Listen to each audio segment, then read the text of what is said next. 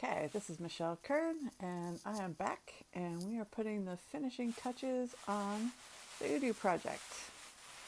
Okay, this will be the finishing touches just for the build here. I'm going to do a separate video with decoration, probably be time-lapse. Okay, so first what I'm going to do is just finish up this top part here. It just looks a little raw and unfinished. I have some clay scraps left over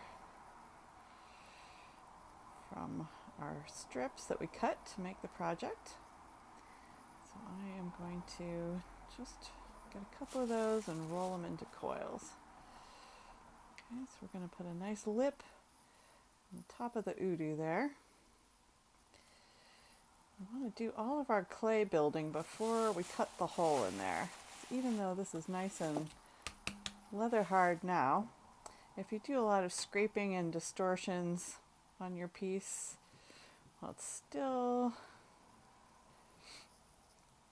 leather hard after you cut the hole. Sometimes it can change the nature of the sound, so we don't want to do too many adjustments. Okay. Decoration's fine, you're just going to be scratching the surface, but doing a lot of pressing and manipulating, I don't want to do too much there. Okay. So we're going to spray that just a little bit. It's just been sitting for a few days, so I want to make sure I get some good adherence in there. Get our slip on there. Okay. Remember, the further along on leather hard your piece is, the more slip you kind of want to get in there. Make sure your scoring is pretty generous. Don't do a lot of little hesitating looking marks. Make sure that it's enough on there to make your clay really stick. Okay.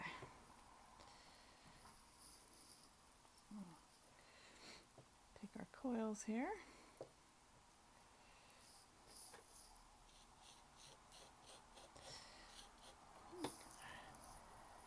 I'm going to put that on the outside of the rim there, just to give that a little more of a intentional look there. Okay.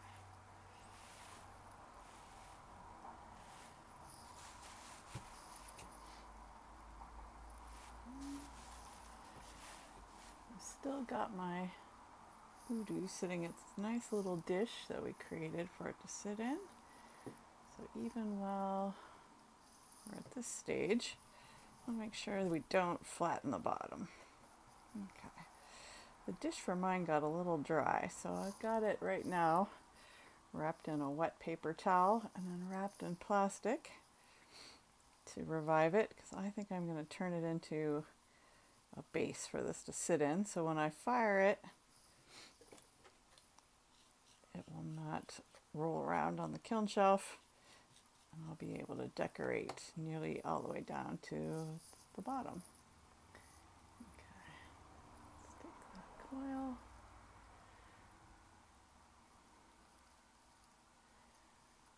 Okay, pushing it along with our thumb. And we're going to blend that in there. Okay. So you can finish this off and do any kind of decoration to the top. I'm just want to get this to a finish point. Okay. It's a little tighter up there. Okay. Okay, I'm not going to make that too polished. Actually, I want to put my thumbprint in there. Give that kind of a scalloped look. Okay. A little bit like a bike chain.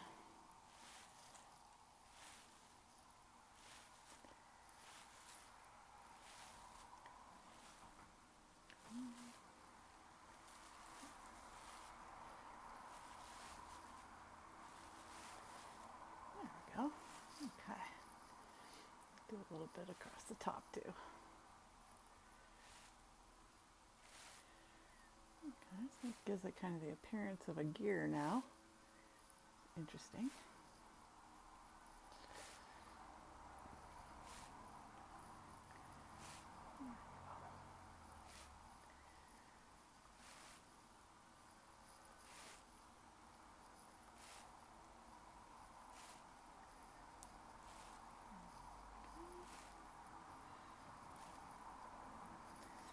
Okay, good. Okay.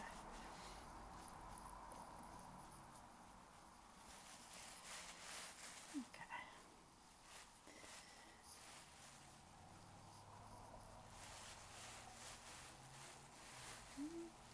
I'm just giving a little last go over here. I did a lot of smoothing with the rib, off stage as it were. So this is much more smooth than it looked when I was finishing off the top, but I don't want to take up a bunch of video time scraping this, but I'm just going to quickly just move one direction. You don't want to rub too much with the sponge, especially with a groggy clay like Soldate like I'm using, because it starts to take the slip off the surface of your clay. And that's what these little dots are. That's the grog emerging as the slip starts to get worn away. You can see the slip on the sponge there. Okay. So if you've got a rubber rib, which I finally got the ones that I like, I ordered some online and they just came today. I'm using the most flexible one. These are Cheryl's mud tools, which are absolutely my favorite tools. I'm not affiliated with the company at all. Don't mean to make this sound like a commercial. Just many potters will agree that this is one of the best things you can treat yourself with, even if you are a beginning ceramics student. It'll make your life so much easier than trying to use that metal rib that comes in the Kemper toolkit, or even some of those wooden ribs which can dig into your work. So just see how nice and smooth that's getting. I'm just holding this curved a little bit towards myself, scraping kind of across the grain there. Okay, it's looking good. Okay. So I'm going to keep it kind of textured. I like to keep a natural look of the clay for this project. Okay, remember, if you do have any little splits or divots, a lot of that's going to get covered by glaze. That just adds to the interest of the piece. And you can see I've already made a little mark here, and that is the point where I want to cut the sound hole. I decided on that spot.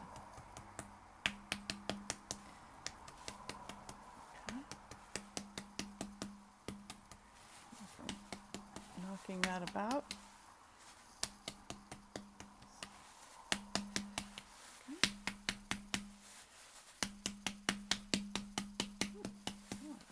Better. Okay, so usually what I do is just drum on the sides until I find kind of the spot that sounds the nicest. Now I actually think I like that spot better, so I'm going to make a little X there so I don't forget. I can just go ahead and gently blend that one off. Okay. Okay, so when we cut the hole, we want to make sure that we don't make it really big. Sometimes I have students who go through this whole project, I turn my back for a second and they've cut this gigantic hole in there, and that will make it so the sound is no longer in the chamber. It's just the hole's too big, the sound goes away. Okay, so a lot of people always ask me to use a circle template. I usually just eyeball this, but I do have this nice circle on a jar of matte medium that I'm using for another project. So we can just go ahead and trace that on there. And you don't want to get much bigger than this. So before I cut, I'm just tracing around. Okay.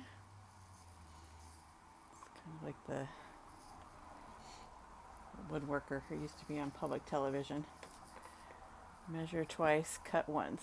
It's the same for clay as it is for wood. Okay, so I've got the X centered in the hole there, more or less. Okay. Now I'm going to carefully cut that. Got a nice sturdy knife here.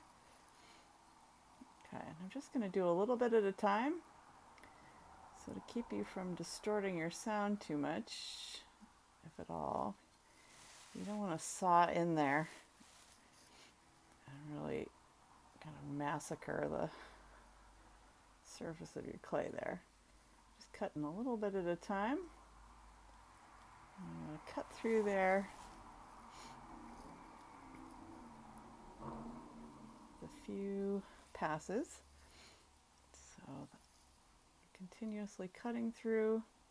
You can use your needle tool for this, a fettling knife. I like this tool. Very sturdy. Okay.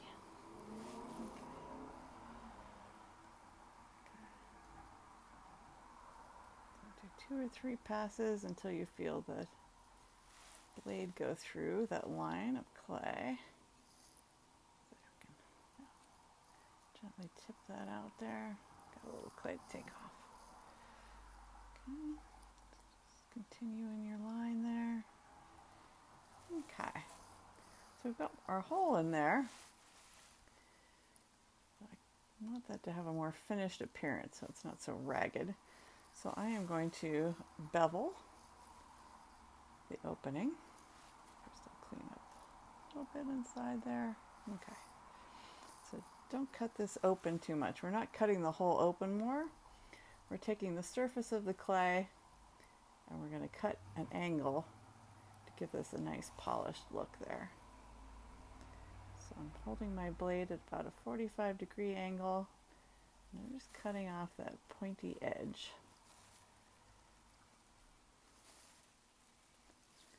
Okay, this will also keep the clay from hurting you when you're drumming on it after it's fired. You don't want those sharp edges to cut you. Okay, you could also just take a sponge and round it down. I think this kind of gives it a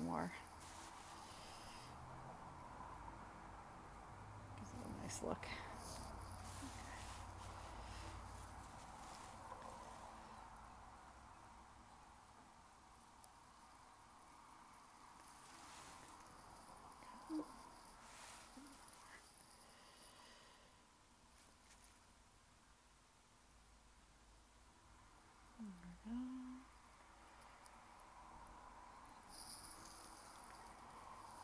Good.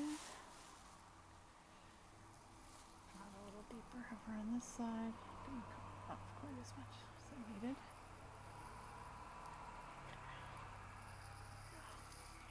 Good. Okay.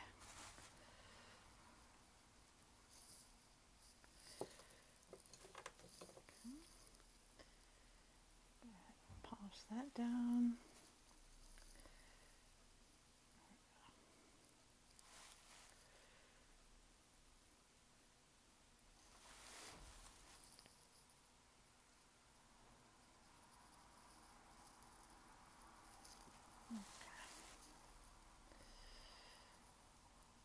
Okay, so remember, once you cut the sound hole, you don't want to come back and paddle or do a lot of carving or anything that's going to push the shape of the udu even slightly. So I'm going to let this set up just a little more outside the plastic, just to get it a little more towards the drying stage. It's still pretty squishy. A little more set up. So when I start carving on there, I'm putting some texture and design in there. Make sure that the form is basically kind of frozen and nice and strong. Okay, there we go. Okay, so there we go. Okay, so from there you've got a form that's ready to decorate. All right, thanks guys.